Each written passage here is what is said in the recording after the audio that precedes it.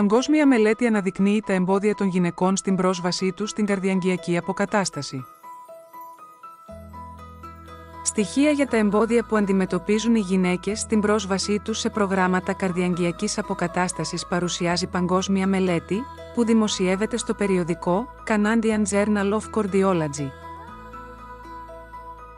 Οι γυναίκες συχνά δεν γνωρίζουν την ύπαρξη των προγραμμάτων αυτών, βρίσκουν το κόστος σημαντικά υψηλό ή θεωρούν την άσκηση κουραστική ή επώδυνη.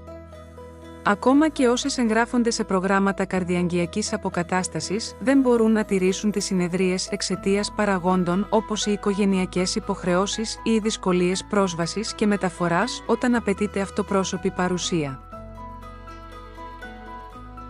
Η καρδιαγγειακή αποκατάσταση, CR, είναι ένα πρόγραμμα διαχείρισης χρόνιων ασθενειών, όπου οι ασθενείς υποστηρίζονται από μια ομάδα επαγγελματιών υγείας για αρκετούς μήνες μέσω της διαχείρισης ιατρικών παραγόντων κινδύνου, της δομημένης άσκησης, της εκπαίδευσης και της συμβουλευτικής. Βελτιώνει τα αποτελέσματα της υγείας και μπορεί να μειώσει τα ποσοστά θανάτου και επανανοσηλείας κατά 20%. Ωστόσο, τα προγράμματα δεν αξιοποιούνται επαρκώς και οι γυναίκες έχουν πολύ λιγότερες πιθανότητες να συμμετάσχουν σε σχέση με τους άνδρες, με αποτέλεσμα να μην αποκομίζουν αυτά τα ωφέλη.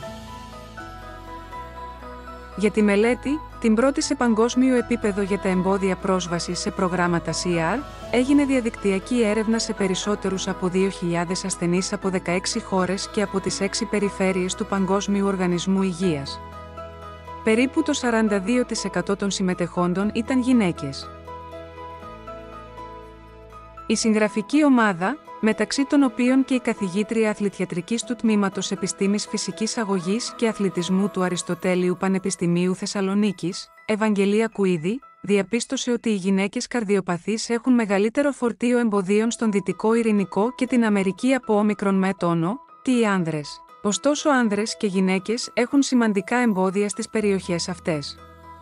Τα εμπόδια των γυναικών ήταν μεγαλύτερα στις περιοχές του Δυτικού Ειρηνικού και της Νοτιοανατολικής Ασίας σε σύγκριση με τις άλλες περιοχές.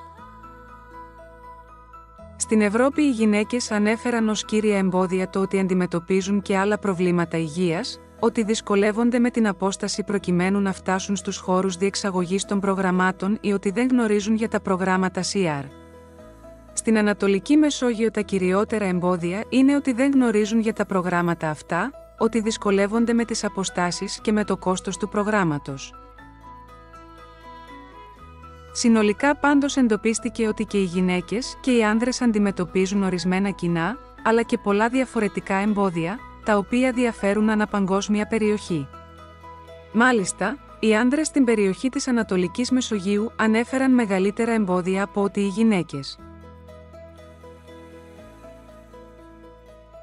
Τέλος, τα περισσότερα εμπόδια ανέφεραν οι άνεργες γυναίκες σε σχέση με εκείνες που εργάζονταν.